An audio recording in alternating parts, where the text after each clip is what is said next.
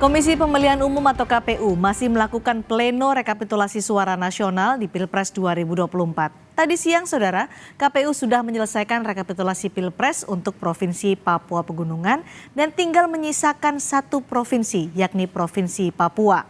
Hingga kini, total ada 37 provinsi yang sudah selesai menyampaikan hasil rekapitulasi.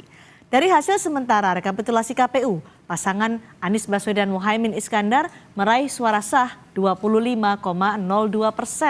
Prabowo Subianto Gibran Rakabuming Raka mendapat 58,5%. Sementara pasangan Ganjar Pranowo Mahfud MD meraih 16,43%. Prabowo Gibran mendominasi perolehan suara di 35 provinsi. Sementara pasangan Anies Muhaimin unggul di 2 provinsi, yakni di Provinsi Aceh dan Sumatera Barat. Sementara Ganjar Mahfud tidak unggul di provinsi manapun. Lalu bagaimana evaluasi pelaksanaan pemilu 2024? Kami akan membahasnya setelah informasi berikut ini. Komisi Pemilihan Umum menggelar rekapitulasi nasional penghitungan suara untuk 2 provinsi tersisa hari ini, yakni Papua dan Papua Pegunungan. KPU mengesahkan perolehan suara Pilpres di Provinsi Papua Pegunungan. Hasilnya, pasangan Prabowo Subianto Gibran Rakabuming Raka unggul atas 2 pasangan rivalnya. KPU memastikan akan tetap mengumumkan hasil pemilu 2024 pada hari ini, walaupun masih ada proses rekapitulasi nasional untuk 1 provinsi lagi. Menurut rencana, pengumuman hasil pemilu 2024 akan dilakukan setelah berbuka puasa, karena KPU membutuhkan waktu untuk mencermati sejumlah dokumen. Nah, nanti mungkin akan ada kebutuhan waktu di kami untuk melakukan pencermatan ataupun pemeriksaan dokumen-dokumen yang dibutuhkan. Karena sebagaimana disampaikan oleh Ketua KPU semalam, dalam doorstop dengan teman-teman media, nanti penetapan itu SK-nya secara keseluruhan. Nah, mungkin kalau waktu definitifnya kemungkinan pasca kita ambil jeda sampai menjalankan ibadah inilah puasa, ya waktu berbuka semacam itu. Hingga Rabu sore, KPU telah menyelesaikan rekapitulasi Pilpres di 37 provinsi dan tinggal menyisakan Provinsi Papua. Berdasarkan hasil sementara rekapitulasi KPU, pasangan Anies Baswedan Muhaimin Iskandar meraih suara sah 25,02%. Prabowo Subianto Gibran Rakabuming Raka mendapat 58,5%. Sementara pasangan Ganjar Pranowo Mahfud MD meraih 16,43%. Prabowo Gibran mendominasi perolehan suara di 35 provinsi.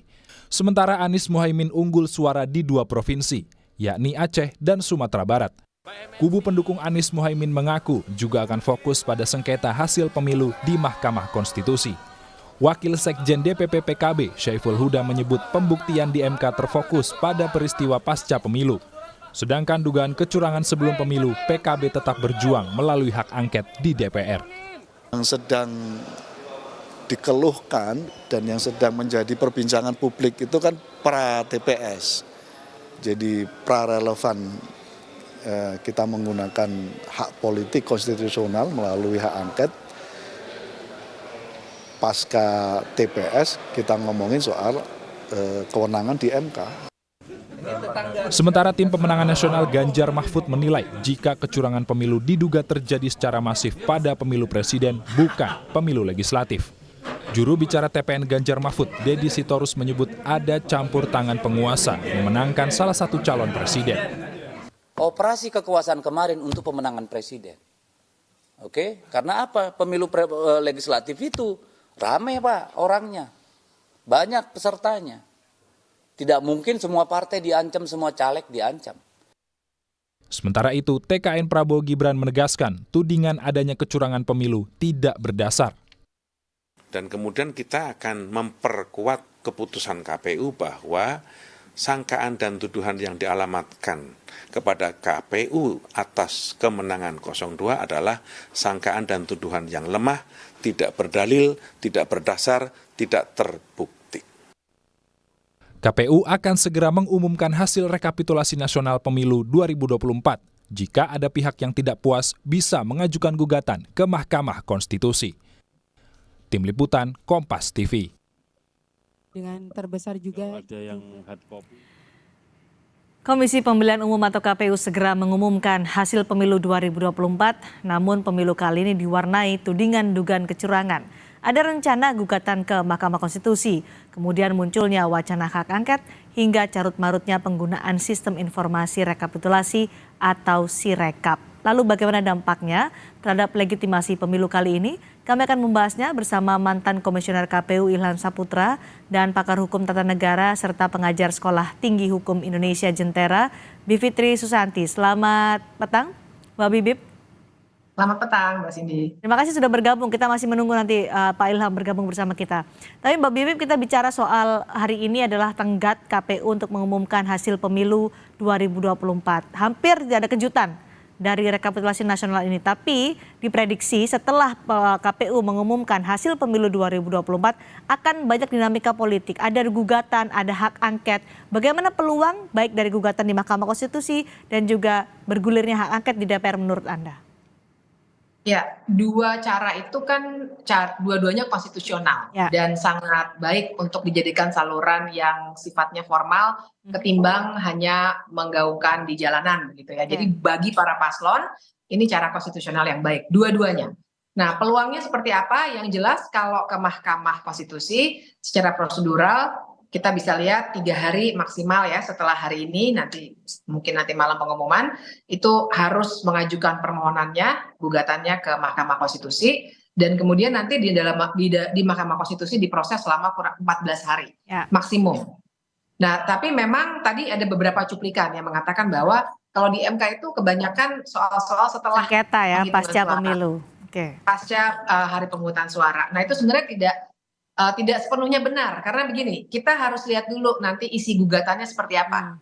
Karena paslon 01 maupun 03 bisa saja mendalilkan adanya kecurangan yang sifatnya terstruktur, sistematis, dan masif yang terjadi sebelum hari pemungutan suara maksud saya, yang mempengaruhi hasil atau mempengaruhi ya hasil penghitungan suara pada akhirnya. Karena kan memang betul lazimnya yang akan dipertentangkan adalah angka-angka, makanya Mahkamah Konstitusi suka disebut sebagai mahkamah kalkulator, tapi sebenarnya tergantung dari dalil yang dibuat dari petitum atau hal yang diminta oleh 01 dan 03 nanti seperti apa, dan kita bisa nanti lihatlah perkembangannya seperti apa. Nah, kalau hak angket itu memang forum yang sifatnya lebih politik, jadi dia tidak dikunci dengan hukum acara yang ketat sekali, tapi dia forum politik yang tujuannya bukan untuk mempengaruhi hasil pemilihan umum. Tapi kalau kita baca dalam pasal 20A Undang-Undang Dasar maupun pasal 79 Undang-Undang MPR, DPR, DPD, dan DPRD atau MD3, yang dipersoalkan dalam hak angket adalah kebijakan pemerintah yang ketika dia melaksanakan undang-undang. Jadi kalau ada pelanggaran-pelanggaran yang dilakukan oleh pemerintah, itu yang diperiksa. Jadi sebenarnya tidak serta-merta atau belum tentu hasil hak angket itu akan mempengaruhi hasil pemilu. Kalau MK tadi memang itu jalurnya betul karena diatur dalam undang-undang pemilu. Nanti dampak kalau ini berjalan, karena pasangan 0103 menyatakan bahwa mereka akan secara politis akan melakukan menggulirkan hak angket di DPR, tapi juga menyiapkan gugatan-gugatan di Mahkamah Konstitusi. Bagaimana dengan dampaknya pada legitimasi hasil pemilu ini? Nah itu kalau di Mahkamah Konstitusi ya kita masih tunggu ya nanti dinamikanya seperti apa. Tapi yang jelas yang saya dengar yang diminta nantinya adalah akan ada permintaan untuk menyatakan atau mendiskualifikasi paslon 02. Utamanya karena dari awal ya ketika ada putusan MK 90 yang meloloskan Gibran sebagai cawapres. Sehingga yang diminta adalah diskualifikasi. Kalau itu yang dikabulkan oleh Mahkamah Konstitusi, maka harus ada pemungutan suara ulang tanpa 02. Nah, legitimasinya ya tentu saja akan sangat berpengaruh. Kalaupun misalnya MK tidak memutuskan seperti yang diminta oleh 01 dan atau 03, tetap saja ada pengaruh secara politik. Walaupun secara hukum seandainya MK tidak mengabulkan, ya berarti ya sudah 02 tetap seperti hasilnya pada hari ini. Tapi kalaupun tidak dikabulkan, tetap saja dinamika di Mahkamah Konstitusi akan mempengaruhi secara politik persepsi terhadap kemenangan dari paslon 02. Nah, kalau angket ini yang lebih menarik menurut saya karena angket itu forum politik memang. Jadi hasilnya saja kita sebenarnya belum bisa prediksi sekarang, apakah akan langsung ke pemilu atau hanya perintah untuk memperbaiki undang-undang pemilu dan lain-lain, mungkin saja hanya itu. Tapi tetap saja dalam forum politik itu, ruang untuk memperjelas semua dugaan yang sekarang kita miliki, kan semua sifatnya masih dugaan kan Mbak, Ya, bansos, pengerahan aparat, karena proses itu akan terbuka, itu juga justru akan semakin kuat mempengaruhi legitimasi dari pemerintahan yang akan datang. Jadi oke. jelas legitimasi ini akan jadi pertanyaan besar. Baik, kita sudah bergabung dengan Pak Ilham Saputra. Selamat petang Pak Ilham. Pak Ilham, bisa mendengar suara saya? Selamat petang, apakah suara saya bisa didengar? Saya bisa mendengar suara Pak Ilham. Pak Ilham bisa mendengar suara saya? Bisa. Baik, Pak Ilham, ini kan pemilu kali ini disorot mulai dari dugaan kecurangan pemilu, rencana Ya, saya gugatan bisa ke mendengar MK, masalah Sirekap, bahkan sampai hari ini, hari terakhir tenggat pengumuman atau penetapan hasil pemilu 2024 masih juga terus dilakukan karena masih ada satu lagi provinsi yang ada proses rekapitulasi nasional. Apa catatan Anda dari pelaksanaan pemilu 2024 ini kalau dibandingkan dengan masa Anda berada di dalam KPU? Pak Ilham? Ya, kalau kita melihat tidak hanya rekapitulasi tentu. Halo, Ya, silakan. halo, halo, halo. Ya, ya. Kalau kita tidak melihat tidak hanya Sirekap ansih, tentu saja kita melihat dari proses awal ya, bahwa ada proses verifikasi partai politik yang bermasalah, yang kemudian juga sudah dibuktikan secara DKPP sudah memutuskan bahwa kemudian ada beberapa staf di KPU yang bermasalah. Kemudian juga soal Sirekap ini tentu juga menjadi catatan kita bersama bahwa Sirekap ini kok menjadi persoalan yang sering sekali disampaikan oleh pihak 01, 03 dan juga para caleg yang bahkan juga para caleg yang partainya berkoalisi dengan Partai 02 sebagai pemenang pemilu misalnya saja. Nah, ini tentu menjadi persoalan. Masyarakat menjadi penuh prasangka, masyarakat menjadi sakwasangka dengan pekerjaan yang tidak profesional ini gitu ya. Nah, ini yang menjadi masalah. Beda dengan kami walaupun memang situng itu ada persoalan, tapi kami terbuka, kami datang ke TV-TV, kami menjelaskan apa persoalannya, kemudian kami membuka hotline, dan kami tidak pernah menghentikan proses situng sampai kemudian menunda tahapan, tidak pernah sama sekali. Nah justru kemarin yang dilakukan oleh KPU itu ada blunder dengan menunda rekapitulasi tingkat kecamatan dengan alasan untuk merubah atau kemudian memperbaiki Sirekap.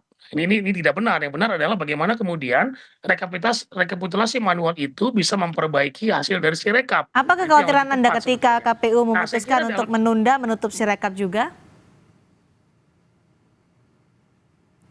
Iya, itu kan alasannya karena perbaikan Sirekap dan menutup Sirekap. Bahkan sekarang mereka sudah men-take down grafik dari hasil Sirekap, hasil pemilu dari Sirekap.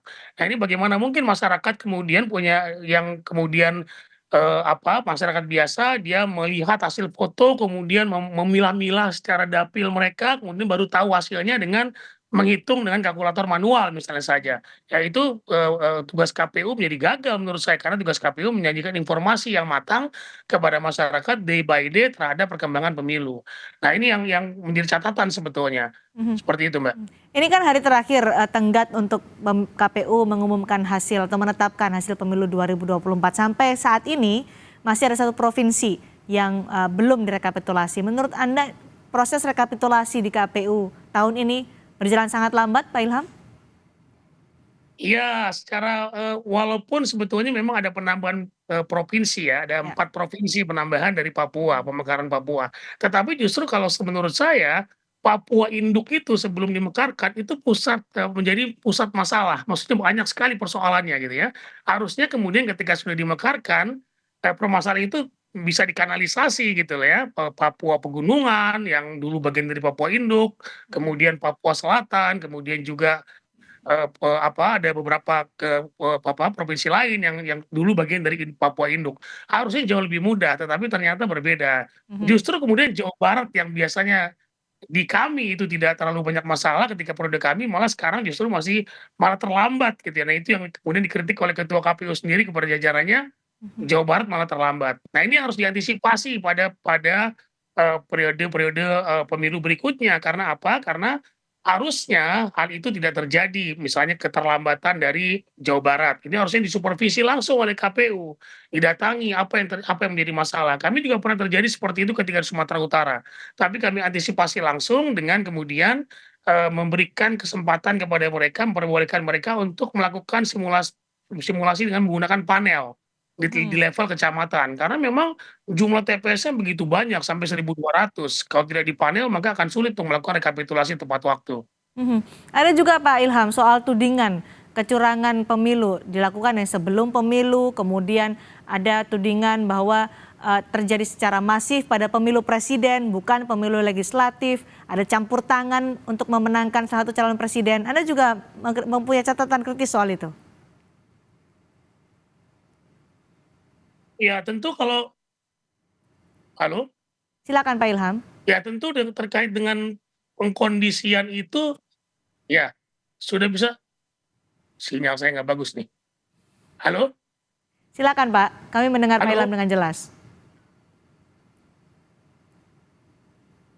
Oke, baik.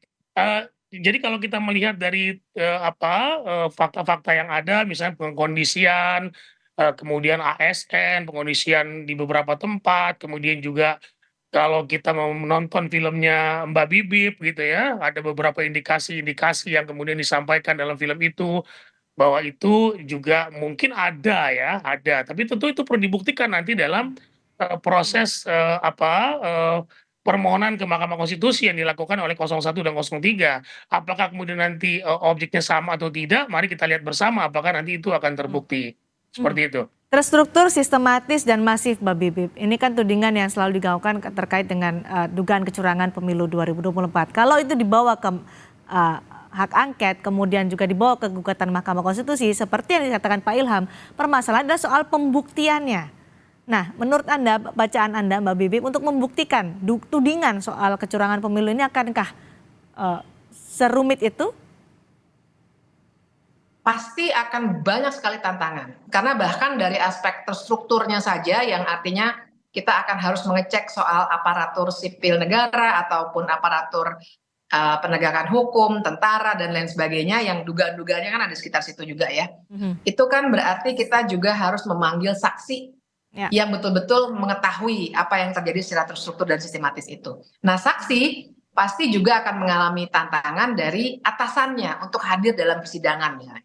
2019 kita ingat waktu itu Prabowo lawan Jokowi sebenarnya ya. Tim kuasa hukumnya Pak Prabowo waktu itu meminta supaya hakim MK secara aktif memanggil. Jadi kalau pengadilan yang memanggil, lembaga manapun harus nurut. Tapi waktu itu MK menolak. Dan belum lagi perlindungan terhadap saksi misalnya, yang juga waktu itu tidak dipenuhi oleh MK 2019. Nah jadi tantangannya ada di situ salah satunya Mbak. Bagaimana nanti MK apakah cukup progresif misalnya ketika memanggil saksi-saksi, karena membuktikan terstruktur dan sistematis itu pasti membutuhkan kesaksian yang solid betul. Tidak bisa hanya dugaan, tidak bisa melalui film seperti yang kami lakukan di Dirty Food, tapi harus ada saksi yang melihat, mendengar sendiri dan seterusnya, yang kemudian didalilkan oleh para tim kuasa hukum. Nah itu tantangan terberatnya, apalagi dengan waktu yang sempit. Karena kalau di Mahkamah Konstitusi itu ada batas waktu 14 hari. Jadi tantangannya juga akan timbul di situ. Jadi peluangnya lebih besar di DPR secara politis atau di Mahkamah Konstitusi untuk membuktikan tudingan itu? Buat saya sih kalau Mahkamah Konstitusi saya masih 50-50 deh, masih masih punya harapan begitu. Kenapa? Karena komposisi hakim yang baru dan sekarang 8 ya, karena Pak Anwar Usman tidak boleh ikut. Ada 2 yang baru yang mudah-mudahan bisa memberi warna baru, dan ketuanya Pak Suhartoyo itu juga dikenal progresif. Jadi kalau mereka bisa membuat terobosan, sekarang juga misalnya Majelis Kehormatan MK sekarang proaktif nih, sudah melihat proses perselisihan hasil pemilihan umum ini. Jadi artinya sudah mulai ada terobosan. Nah kalau itu dilanjutkan, bisa saja MK membuat terobosan. Tapi buat saya tetap MK itu saya masih punya harapan, tapi yang angket juga penting. Dan toh ini bukan pilihan. dua-duanya bisa berjalan secara bersamaan.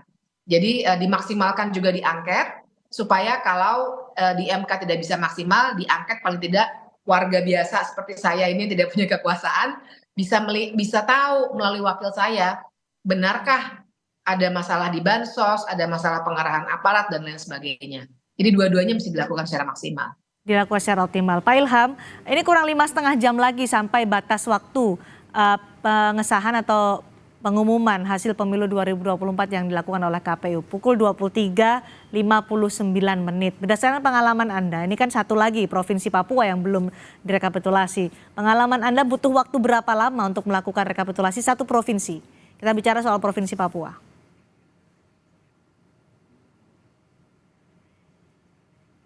Kalau tidak ada Masih di masalah, Mbak, sebenarnya sudah.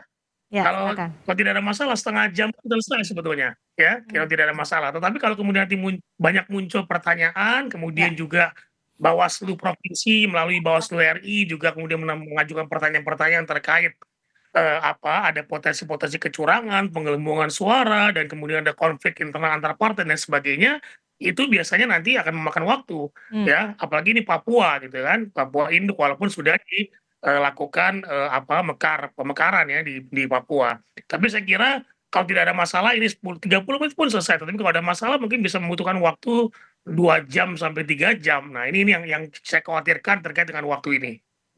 Tapi untuk pengumumannya Anda yakin bisa dilakukan malam ini sebelum pukul 23.59 menit, Pak Ilham? Saya berharap ya untuk segera bisa diselesaikan karena memang ini nanti akan memicu persoalan baru kalau kemudian ini tidak selesai ya. Pertama ketidakpercayaan masyarakat terhadap penyelenggara pemilu akan memicu ketidakpuasan masyarakat juga terhadap hasil pemilu. Nah ini akan sangat berbahaya secara politik. Baik, terima kasih Pak Ilham Saputra, terima kasih juga Mbak Bebe sudah berbagi pandangan soal pemilu 2024 bersama kami di Sapa Indonesia Malam. Selamat malam.